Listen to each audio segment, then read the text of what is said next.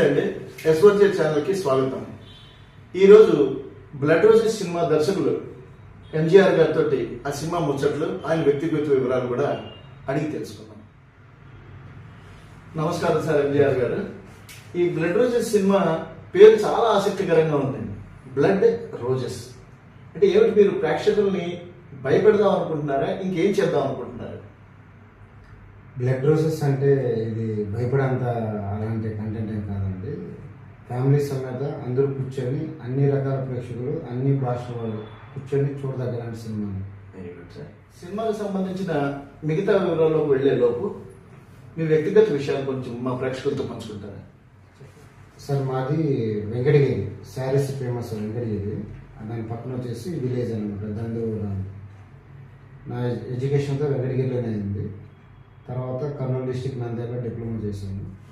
Sir, మీకు cinema రంగం పట్ల ఆసక్తి ఎప్పుడు మొదలైంది? ఎప్పుడు ప్రవేశించారు సినిమా రంగంలోకి? నాకు చిన్నప్పటి నుంచే ఒక సినిమా యాక్టర్ అవ్వాలని, డైరెక్టర్ అవ్వాలని, నెక్స్ట్ ఒక పొలిటికల్ బ్యాక్డ్రాప్ కూడా ఇంట్రెస్ట్ ఉండేది. ఇంజనీరింగ్ చదవాలి అని ఉండేది. ఎందుకంటే మా ఊళ్ళో ఒక అతను ఇంజనీర్ ఉండేవాడు. అప్పుడు ఇంజనీర్ అంటే మనకు రోడ్లు కాంట్రాక్ట్లు అనేది ఇంజనీరింగ్ అంతవరకు తెలుసు, కానీ ఈ రకరకాల ఇంజనీర్లు ఉంటాయని తెలియదు. అలాంటి ఒక వ్యక్తి ఉండడం వల్ల ఇంజనీర్ అవ్వాలనేది, అలా బాగా చదవాలనేది.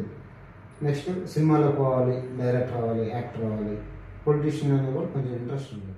నెక్స్ట్ నేను నా ఎడ్యుకేషన్ 2000 అప్పుడు 10th అయిపోయినప్పుడు ఈ చిత్రం, జయం సినిమాలన్నీ వచ్చాయి కదా. అప్పటి నుంచి ఇంకా ఆ ఇంపాక్ట్ ఇంకా బాగా ఎక్కువయ్యి నేను డిప్లొమా నంద్యాల చదువుతున్నప్పుడు అప్పటి నుంచి ట్రై చేసేవాడిని. నా ఎడ్యుకేషన్ కంప్లీట్ అవ్వగానే 2005 ఇక్కడ హైదరాబాద్కి వచ్చి జాబ్ చేసుకుంటూ ట్రై చేశాను. ట్రై చేసి వేరే ఒక ఆర్టిస్ట్ ద్వారా ఒక కోఆర్డినేటర్ రూమ్లో జాయిన్ అయ్యాను. అంటే ఆయన రూమ్లో ఉంటే మనకు అవకాశాలు వస్తాయి అనే ఉద్దేశంతో. ఆయన పేరు బిఎన్ రెడ్డి గారు, తిరుపతి. ఆయన రూమ్లో ఉండి 1 year చిన్న చిన్న సినిమాలు వర్క్ చేశాను. అక్కడి నుంచి పక్కకు వచ్చేసి తర్వాత శ్రీనివాస్ అని ఒక డైరెక్టర్ దగ్గర ఒక 2 సినిమాలు పని చేశాను. మళ్ళీ కొంతమంది రైటర్ల దగ్గర కూడా చిన్న రైటింగ్ డిపార్ట్మెంట్ కూడా వర్క్ చేశాను. అలా చేస్తూ ఒక మంచి డైరెక్టర్ దగ్గర జాయిన్ అవ్వాలని తిరిగే ప్రయత్నంలో మేనేజర్ శేఖర్ రావు ద్వారా అమ్మ రాజశేఖర్ దగ్గర జాయిన్ అయ్యాను. అలా ఆయన దగ్గర ఒక 3 సంవత్సరాలు ఇంకెవరి దగ్గర పోకుండా, ఎందుకంటే డైరెక్షన్ డిపార్ట్మెంట్లో ఒక వ్యక్తి దగ్గర డైరెక్టర్ జాయిన్ అవ్వాలంటేనే వేకెన్సీ ఉండదు. అందువల్ల ఆయన దగ్గరే ఉండదు, ఇంకెవరి దగ్గర పోకుండా ఆయన దగ్గరే ఉండి తర్వాత నేను డైరెక్షన్ ట్రై చేశాను. ఆ ట్రై చేసే ప్రయత్నంలో మన హీరో తారకరత్న గారికి ఒక స్టోరీ చెప్పి ఒక ప్రొడ్యూసర్ క్యాచ్ చేశాను. అప్పుడు ఆ టైంలో ఒక సినిమా సార్ ఫ్లాప్ అవ్వడం వల్ల ప్రొడ్యూసర్ డ్రాప్ అయితే ఇంకా కర్ణాటకలో నాకు కొంచెం కమ్యూనికేషన్ ఉంది. ఆ కమ్యూనికేషన్ వల్ల నేను అక్కడికి వెళ్ళి ప్రయత్నం చేశాను. అక్కడ ఒక స్టార్ హీరోలు, ఒక 3 హీరోలు వేసి మొత్తం హీరోలు నేను స్టోరీలు చెప్పుకున్నాను. అందరూ నా స్టోరీలు ఇష్టపడి అక్కడ కన్నడలో 2 సినిమాలు డైరెక్షన్ చేశాను. షైబీ అని ఒక సినిమా, అది సెన్సార్ రిలీజ్ ఉంది. లైలా మజన్ లవ్ స్టోరీ అని ఒక సినిమా ఇప్పుడు పోస్ట్ ప్రొడక్షన్ జరుగుతుంది.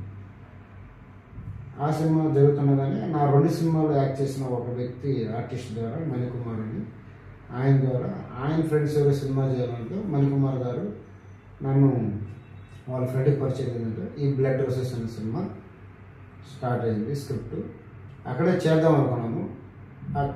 అంత స్క్రిప్ట్ అంతా అయిన తర్వాత ఎందుకు తెలుగులోనే చేద్దామని ఇక్కడికి వచ్చి స్టార్ట్ చేసాం. మీరు చెప్పిన విషయాలు విన్న తర్వాత మీకు ఫ్యామిలీలో ఎవరు కూడా సినిమాలో అట్లా ఫీల్డ్లో ఉన్నట్టుగా తెలియట్లేదు, అనిపించట్లేదు. దీని మీద సినిమాల మీద ఆసక్తి వచ్చి మీరు సినిమాల వైపు అడుగులు వేస్తున్నప్పుడు మీ కుటుంబం నుంచి మీకు ఎంత సహకారం లభించింది? మీరు ఇంత పైకి రావడానికి సినిమా ఫీల్డ్లో దోహదపడ్డ అంశాలు ఏంటి? సార్ మాది ఏంటంటే వెంకటగిరి పక్కన వచ్చేసి ఒక దందూరు అని చిన్న విలేజ్. మా నాన్న 7 మంది అన్నదమ్ములు, అందులో మా నాన్న 6 అటు సైడ్ మా అమ్మ వాళ్ళు వచ్చేసి వెంకటగిరి పక్కన కొండ ప్రాంతంలో విలేజ్ పాలెంకోట అని. అటు అమ్మ సైడ్ కానీ ఇటు నాన్న సైడ్ కానీ ఒక వ్యవసాయము, గొర్రెలు మేపుకోవడం అనేది ఒకటి వదిలేస్తే తప్ప వాళ్ళకి ఇంకా బయట ప్రపంచం ఏమో తెలియదు. కాబట్టి మా ఫాదర్స్లో 2-3 సినిమాలు, ఈ పాటలు పాడాలు అదేదో వాళ్ళకు ఉండేది. ఆ గొర్రెల దగ్గర పాటలు పాడడం లాంటివి ఉండేది. మా నాన్నకి చదువు లేకపోవడం వల్ల ఆయన సినిమాలు, నాటకాలు ఇంట్రెస్ట్ కానీ చేయలేదు. ఎవరన్నా చేస్తుంటే వాళ్ళ దగ్గరికి వెళ్ళేసి ఆయన బాగా ఇంట్రెస్ట్గా చూస్తూ ఉండేది, వింటూ ఉండేది, అలా చేస్తూ ఉండేది. అది ఎక్కడి నుంచి వచ్చిందో ఆ వైరస్ మనకు వచ్చేసింది. వచ్చేసి ఇప్పుడు మనం చిన్నప్పటి నుంచి నేను హాస్టల్లోనే చదువుకున్నాను, గవర్నమెంట్ స్కూల్లోనే చదువుకున్నాను. సెకండ్ క్లాస్ నుంచి తల్లిదండ్రుల దూరంగా గవర్నమెంట్ స్కూల్ అండ్ గవర్నమెంట్ హాస్టల్లో చదివాను. అక్కడ నుంచి అక్కడ మన సినిమాలకి మనం నైట్ హాస్టల్లో వాళ్ళు గేట్ వేసేసినా కానీ మనం నైట్ సెకండ్ షోకి వెళ్ళిపోవడం, రావడం, సినిమాలు ఎక్కువ చూడడం. హాస్టల్లో అంటే ఇంకా వాతావరణం అంతా ఆట పాటలతోనే ఉంటుంది. హాస్టల్లో అంతా చదువు మీద తక్కువ ఉంటుంది. అట్లా సినిమాల మీద బాగా ఇంట్రెస్ట్ పడడం, సినిమాలు ఎక్కువ చూడడం. అప్పట్లో మనకు తెలుసు కదా, బాలకృష్ణ గారు, వెంకటేష్ గారు, చిరంజీవి గారు, బాలకృష్ణ గారు సినిమాలు అంటే అప్పుడు ఎక్కువ వచ్చేసేది కదా. అది నెక్స్ట్ అంటే మాకు హాస్టల్లో August 15th, నెక్స్ట్ January 26 అందరూ తలా డబ్బులు వేసుకొని ఒక టీవీ 4 సినిమాలు 4 షోలు వేస్తారు. 6 గంటల నుంచి రాత్రి 2 మార్నింగ్ దాకా. మా హాస్టల్ వేస్తే మా హాస్టల్లో నేను చూస్తాం, మళ్ళీ వేరే వాళ్ళ హాస్టల్లో వేస్తే మళ్ళీ అందరం ఆ వేరే హాస్టల్కి వెళ్ళిపోతాము.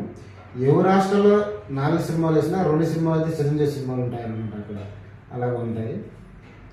అలా సినిమా మీద మా అందరం ఏంటంటే మేము పాటలు రాసుకునేది, అన్ని సినిమాల్లో ఉన్న హైలైట్ సాంగ్స్ని నోట్బుక్లో రాసుకునేది, పాడడం ప్రాక్టీస్ చేసేది, ఇలా చేస్తూ ఉండేవాము. నేనేంటంటే చిన్నప్పటి నుంచి చాలా యాక్టివ్గా ఉండేవాడిని. మా హాస్టల్లో కావచ్చు 4th క్లాస్ నుంచి 10th క్లాస్ దాకా నేనే లీడర్ ఉండేవాడిని. స్కూల్లో కూడా 9th 10th నేనే లీడర్. అంటే ఒక 10th లోపల ఒక కాలేజ్ లెవెల్ ఎలా ఉండాలో అలా యాటిట్యూడ్తో ఉండేవాడిని. యాక్టివ్గా ఉన్నాను, పొలిటికల్గా లీడర్షిప్ అనే దాంట్లో ఉండేవాడిని. హాస్టల్లో కానీ ఎవరైనా సరిగ్గా ఫుడ్ పెట్టకపోయినా కానీ అన్నిటికీ గొడవ చేయడం, ధర్నా చేయడం, ర్యాలీ చేయడం, చిన్న ఏజ్ని అలా చేసేవాడిని. అలా సినిమా మీద ఇంట్రెస్ట్ అలా అలా అలా పెరుగుతూ వచ్చింది. కాబట్టి ఒక పూర్ ఫ్యామిలీ ఉండడం వలన మన ఫ్యామిలీలో చదువుకున్న వాళ్ళు లేకపోవడం, లేకుంటే మనకున్న భావాలను ఎవరికైనా వ్యక్తపరిస్తే దాన్ని అప్రిషియేట్ చేసేవాళ్ళు లేకపోవడము, నెక్స్ట్ మనం పోవాలన్న ఫీల్డ్కి మనము ఏం చేస్తే దాంట్లో మనం వెళ్తాం అనేది తెలియకపోవడం వల్ల ఫీల్డ్కి రావడానికి లేట్ అయిపోయింది. 10th తర్వాత సినిమా కోర్సులు ఉన్నాయి యాక్చువల్గా, అవి చదవాలనేది తెలియదు, చెప్పేవాళ్ళు మనం లేదు. మనకున్న ఒక ఆలోచన, అంబిషన్ని బయటకు చెప్పుకుంటే ఏమంటారేమో, సినిమా అంటే ఏమంటారేమో అని ఒక చెప్పుకోలేకుండా పోయి అలాంటి ఫీలింగ్తో ఉండిపోయారు. 10th అయిపోయిన తర్వాత నేను ఇంజనీరింగ్ చదవాలంటే అప్పట్లో చాలామంది ఇంజనీరింగ్ చదవడం కోసం ఇంటర్మీడియట్ అయిన తర్వాత ఎంసెట్ రాస్తూనే ఉండేవారు.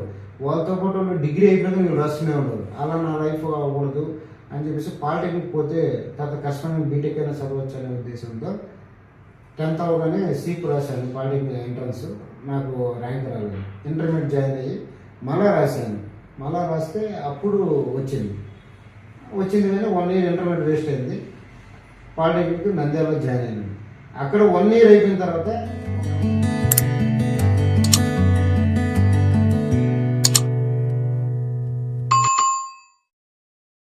అప్పుడు ఒక అమ్మాయికి ఒక కొరియర్ లెటర్ వచ్చింది.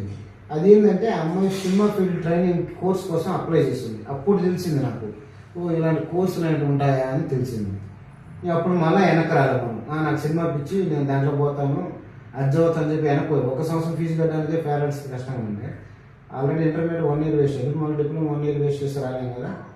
అలా కంటిన్యూ చేశాను. ఆ కంటిన్యూ చేయడం అప్పుడు మనకు జయం నువ్వు అనే సినిమాలో రావడం, యూత్ని బాగా గంగోత్రి లాంటి సినిమాలు ఎక్కువ రావడం, యూత్ని అట్రాక్ట్ చేసాయి కదా. ఆ టైంలో కూడా కొంచెం ఎడ్యుకేషన్ బాగా వీక్ అయింది. సరే ఎక్కడో బ్యాలెన్స్ అయిన సబ్జెక్ట్ను కూడా కంప్లీట్ చేసి హైదరాబాద్కి వచ్చి నేను ట్రై చేశాను.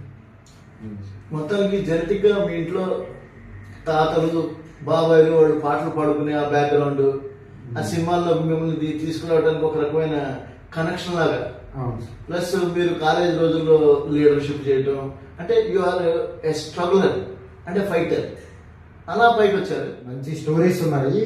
శాండల్వుడ్లో అక్కడ ఉన్న హీరోలు, ఒక స్టార్ హీరోలు, 3 హీరోలు వదిలేస్తే మొత్తం చాలామంది హీరోలు స్టోరీ చెప్పారు. ఒక 2 సినిమాలు డైరెక్షన్ చేసి 3వ సినిమా స్క్రిప్ట్ రెడీ అయింది, బాస్కి అని. ఆ టైంలోనే ఈ ప్రొడ్యూసర్ వచ్చి బ్లడ్ రోజెస్ ఇక్కడికి వచ్చి చేస్తుంది. ఇప్పుడు బ్లడ్ రోజెస్ హైదరాబాద్లో సినిమా తీస్తున్నారు మీరు. దీంట్లో కాస్టింగ్ కూడా మీరు చాలా ఇంటెలిజెంట్ గా సీనియర్ యాక్టర్ని అన్ని combination mix of all important roles కోసం మంచి క్యాస్ట్ పెట్టారని, కొద్దిగా కొత్త వాళ్ళు కూడా అవకాశాలు ఇచ్చారని, అందరికీ ప్రోత్సహిస్తున్నారని అనుకుంటున్నాను. ఏంటంటే మన ఆఫీస్కి మనం అప్పుడు అసిస్టెంట్ డైరెక్టర్ ట్రై చేసేటప్పుడు ఒక 100 రూపాయలు పెట్టుకొని ఖర్చు పెట్టుకొని ఆఫీసులకు వెళ్ళాలంటే చాలా కష్టంగా ఉండేది 2007, 8, 10, 11 ఆ టైంలో. అప్పుడు ఆ కష్టం ఉంది కాబట్టి మనకు తెలుసు కాబట్టి మన ఆఫీస్కి ఎవరు అనవసరంగా రాకూడదు. వస్తే వచ్చిన వాళ్ళకి ఇంపార్టెన్స్ ఇవ్వాలి. ఆడిషన్కి ఇంపార్టెన్స్ ఇచ్చి ఆఫీస్కి ఎవరైతే వస్తారో వాళ్ళకి మనం ఇంపార్టెన్స్ ఇచ్చి వాళ్ళ క్యారెక్టర్ ఇవ్వాలి అనే ఉద్దేశంతో ఆఫీస్కి వచ్చిన ప్రతి ఒక్కరికి మన సినిమాలో ఉన్న క్యారెక్టర్ సరిపోతారంటే సెలెక్ట్ చేసి ఇస్తున్నాం. నెక్స్ట్ 2007 అప్పుడు నేను వర్క్ చేస్తున్నప్పుడు నాకు కొంతమంది ఆర్టిస్టులు ఉన్నారు కదా, వాళ్ళు మాత్రం సీనియర్ ఆర్టిస్ట్ని పలానప్పుడు మీతో వర్క్ చేశానండి అని చెప్పి మళ్ళీ అప్రోచ్ అయ్యి వాళ్ళని తీసుకోవడం జరిగింది. మిగతా క్యారెక్టర్ అన్నిటికీ ఆడిషన్కి వచ్చిన వాళ్ళకి మనం ఇస్తున్నాం. బాగుందండి. అంటే చాలా అలాగే వాళ్ళు కూడా ఎంతో ఆశ పెట్టుకొని వచ్చి ఉంటారు కదా, అందువల్ల ఎవరికి కానీ వాళ్ళు సూటబుల్ అవుతారంటేనే మన ఆఫీస్ పిలిచేది. దాంట్లో 100 రూపీస్ ఉంటే వాళ్ళు ఒకరోజు దేనికైనా ఉపయోగపడుతుంది. అనవసరంగా ఆఫీస్ పిలిచేదాన్ని చాలా అవసరం అండి. వాళ్ళు రేపు ఆర్టిస్టులు, కళాకారులు మీరు చెప్పినట్టు ఎన్నో వ్యయ ప్రయాసాలకి ఓర్చుకుని సినిమా ఆడిషన్స్కి వాటికి వస్తారు. వాళ్ళకి అవకాశాలు దొరికినప్పుడు చాలా సంతోషపడుతుంటారు. అంటే మీలో ఉన్న మంచితనం, ఒక యాక్చువల్గా మీ లీడర్షిప్ క్వాలిటీస్ ఇవన్నీ ఏంటంటే ఇలా వచ్చిన వాడికి అపకారం జరగకూడదు, మన వల్ల అన్యాయం జరగకూడదు అని ఉద్దేశంతో చేశారని అనుకోవచ్చు. అయితే ఏం చేస్తాను అంటే నేను ఎలా ఆశ పెట్టుకుంటే నాకు మంచి ఒక ప్రొడ్యూసర్ కావాలి అని నేనేం చేస్తాను, దేవుని పాలన చేస్తాను, ప్రొడ్యూసర్ గారికి రోజు మార్నింగ్ మెసేజ్ చేస్తాను, ఫోన్ చేస్తాను, కలుస్తాను. నేను ఎట్లా ఒక అవకాశం కోసం ట్రై చేస్తాను. ఆర్టిస్టులు కావచ్చు, టెక్నీషియన్ కావచ్చు, వాళ్ళు కూడా ఒక అవకాశం కోసం తిరుగుతూ ఉంటారు, అడుగుతూ ఉంటారు.